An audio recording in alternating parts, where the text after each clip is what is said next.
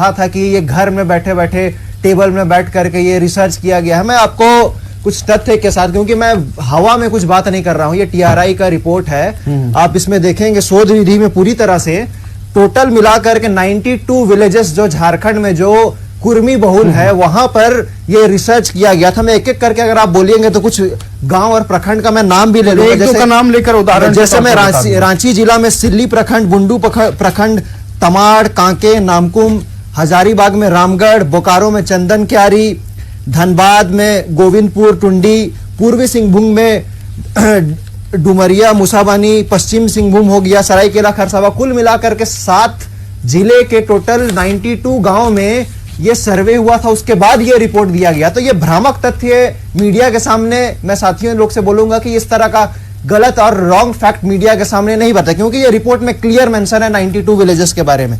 इसके साथ साथ मैं ये कहना चाहता हूं कि अभी हमारे भाई ने डाटा दे रहा था कि 1 करोड़ जातीय जनगणना हुआ ही नहीं, आप कैसे बोल दे रहे हैं कि 1 करोड़ है, बल्कि हमारे जो आदिवासी समुदाय है 26% सब मिलाकर के 2011 का सेंसस डेटा के अनुसार 86 लाख समथिंग है। तो ये अभी जब तक आप वेट कीजिए, इतना हड़बड़ी क्यों है कि आप नंबर में दिखा रहे हैं कि हम 1 करोड़ है, 2 करोड़ है, तो ये सबसे बचना होगा। इसके साथ साथ मैं ये बताना चाहता हूं कि जो भाषा के बारे में बात कर रहे थे, आदिवासी लोग का जो भाषा आता है वो ऑस्ट्रो एशियाटिक और द्रविडियन लैंग्वेज फैमिली में आता है, और इनका जो लैंग्वेज है वो कुरमाली है, वो इंडो आर्यन लैंग्वेज फैमिली में आता है। ये रिसर्च रिपोर्ट भी पहले से इस चीज को बता दिया है इसका। और ये जो कुरमाली है ये एक तरह से बंगला और मगही का अपभ्रंश के रूप में है ये। तो एक तो ये डिस्टिंग्विशन हो गया है। और जहां तक बात आ रहा था कल्चर के बारे में, भाई ने बात रख रहा था, साथी ने बात रखा, तो मैं उस पर स्पष्ट करना चाहता हूं कि अगर कोई सोशियोलॉजी का स्टूडेंट है या एंथ्रोपोलॉजी का स्टूडेंट है, तो एक टर्मिनोलॉजी है कल्चरल एसिमिलेशन। 2 कम्युनिटी अगर एक जगह रहता है तो एक दूसरे से कल्चर इंटरचेंज मिक्सिंग होता है, ठीक है। तो उसी तरह से हमने देखा है कि कश्मीर के ब्राह्मण भी उनके जो उच्चारण होते हैं उसमें उर्दू के अल्फाज आ जाते हैं। बिल्कुल ये आम बात है। तो ये कुर्मी लोग जो यहाँ रह रहे हैं छोटा नागपुर के क्षेत्र में, मैं अगर कहूंगा तो ये पूरी तरह से जो आदिवासी का संस्कृति है, एक तरह से कल्चरल एसिमिलेशन हुआ है, जिसके वजह से जो थोड़ा बहुत आपको मेलता दिखता है तो वो सिर्फ और सिर्फ कल्चरल एसिमिलेशन के वजह से ही हुआ है। और इसके अलावा बाकी कहानी बताना, ये फैक्ट है, वो फैक्ट है, मुझे लगता है कि आप जितना गलत फैक्ट को गलत तरीके से बार बार रखेंगे तो मुझे लगता है कि आप ही का दावा कमजोर होगा। और जहां तक बात आता है पर्व और त्योहार बनाने का, कल को क्या मुस्लिम अगर करम और सरहुल मना लिया तो क्या वो भी आदिवासी हो जाएगा? बल्कि करम तो यहाँ के आदिवासी के साथ साथ मूलवासी और सदान सभी लोग यहाँ पर मनाते हैं। तो ये कोई तर्क नहीं होता है कि हम करम मनाते हैं, सरहुल मनाते हैं तो हम भी आदिवासी हो गए हैं। देखिए करम त्योहार किसी एक जाति विशेष या समुदाय विशेष तक सीमित नहीं है।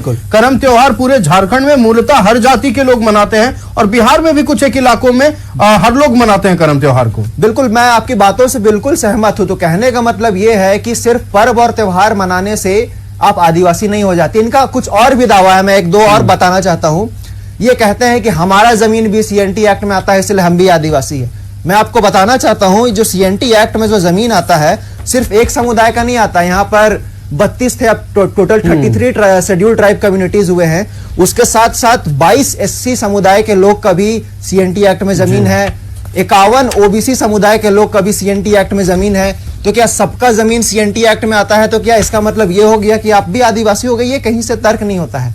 जस्ट बिकॉज कि आपका जमीन सीएनटी एक्ट में है इसका मतलब ये आदिवासी नहीं हो गए हम, ठीक है।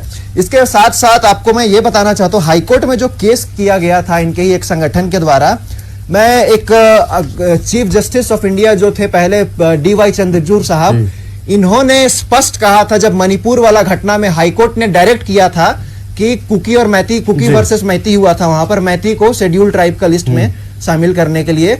तो जब सुप्रीम कोर्ट में यह मामला गया था तो सुप्रीम कोर्ट में उस समय चीफ जस्टिस DY चंद्रचूड़ साहब ने कहा था कि high court does not have power to direct changes in schedule tribe list. ये उन्होंने सीधा तौर पे कहा था। नहीं तो इनकी मांग भी नहीं है, इनकी मांग सरकार से है। नहीं, इनकी मांग सरकार से है, लेकिन इनके द्वारा हाईकोर्ट में भी केस दर्ज किया गया और केस हियरिंग स्टेज में है। आपको ये जानना पड़ेगा, पिछले साल ये हियरिंग स्टेज में गया है। तो मैं उसको भी मैं खंडन कर रहा हूं। ये कॉन्स्टिट्यूशनल बेंच, उन्होंने DY चंद्रचूड़ साहब ने वर्ष 2000 में एक कॉन्स्टिट्यूशनल बेंच था, उसका फैसला का हवाला देते हुए कहा कि सिर्फ प्रेसिडेंट ऑफ इंडिया के पास पावर है आर्टिकल 342 के तहत। तो ये इनका जो भी ये जो तरीका अपना रहे हैं, झूठा तथ्य, फर्जी तथ्य, फर्जी दावा करके जो कर रहे हैं, ये किसी भी तरीके से आदिवासी नहीं है। इसका पूरा जो दावा है पूरा निराधार है। चलिए हम चलते हैं राजकिशोर जी के पास। राजकिशोर जी, आप CNT एक्ट के बारे में कह रहे थे। देखिए यहाँ तो कुछ 22 SC समुदायों को भी मिला हुआ है CNT एक्ट के तहत हक, 51 OBC को भी मिला हुआ है। कैसे मतलब इसको डिफाइन कीजिएगा कि CNT एक्ट में जमीन है तो आप ST हो गए? देखिए